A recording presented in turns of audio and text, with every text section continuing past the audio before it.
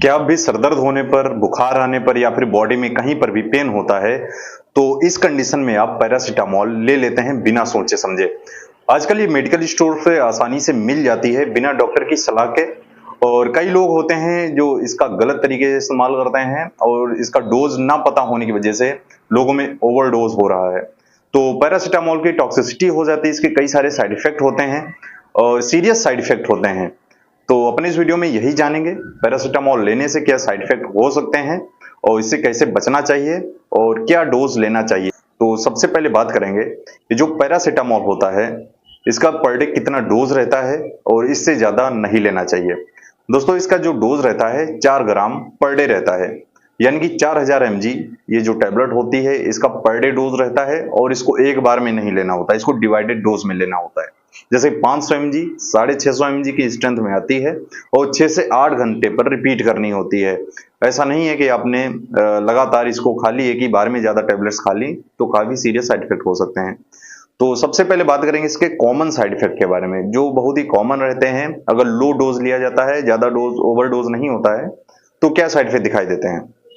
इसके जो common side effect रहते हैं, नोजिया यानी कि मितली लगती है और साथ में वोमिटिंग यानी कि उल्टी लगती है, और इसके साथ ही स्टमक पेन हो सकता है यानी कि पेट में दर्द हो सकता है, और इसके साथ ही भूख की कमी हो जाती है, लॉस ऑफ एपेटाइट की कंडीशन हो जाती है। तो ये कॉमन साइड इफेक्ट रहते हैं।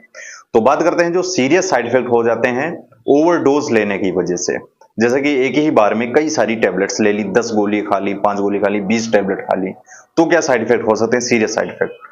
तो इसमें सबसे पहला जो कॉमन साइड इफेक्ट होता है, बहुत ही ज्यादा सीरियस रहता है, वो है लीवर डैमेज। क्योंकि जो पैरासिटामोल की टॉक्सिसिटी रहती है, साइड इफेक्ट रहता है, लीवर को ही डैमेज करता है। तो लीवर फेल्योर की कंडीशन हो सकती है, लीवर डैमेज हो सकता है, और इसके साथ ही एलर्जिक रिएक्शन हो सकते हैं। एलर्जिक रिएक्शन जैसे कि स्किन में रैशेज आ सकते हैं, चकत्ती जैसे हो सकते हैं, पित्ती जैसी आ सकती है, ईचिंग हो सकती है यानी कि बहुत ही ज्यादा खुजली पड़ती है, और सूजन आने लगती है। सूजन स्पेशली देखी गई है फेस पर या फिर जो लिप्स होते हैं वहां पर स्वेलिंग देखी जाती है, आंखें लाल हो जाती हैं, और पेशेंट को सांस लेने में प्रॉब्लम होती है, ब्रेथिंग प्रॉब्लम होने लगती है, सांस लेने में दिक्कत होती है। तो ये सीरियस साइड इफेक्ट होते हैं। और इसके अलावा कंफ्यूजन रह सकता है, पेशेंट कंफ्यूज रहता है, कुछ समझ नहीं पाता है ओवरडोज लेने की वजह से।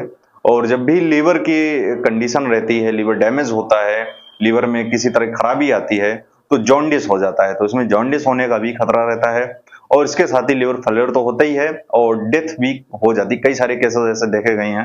अगर बहुत ही ज्यादा साइड इफेक्ट और टॉक्सिसिटी हो गई है तो इसमें साइड इफेक्ट भी, डेथ भी हो सकती है साइड इफेक्ट में। तो ये सारी कंडीशंस हैं, इनको समझना जरूरी रहता है। ऐसा नहीं है कि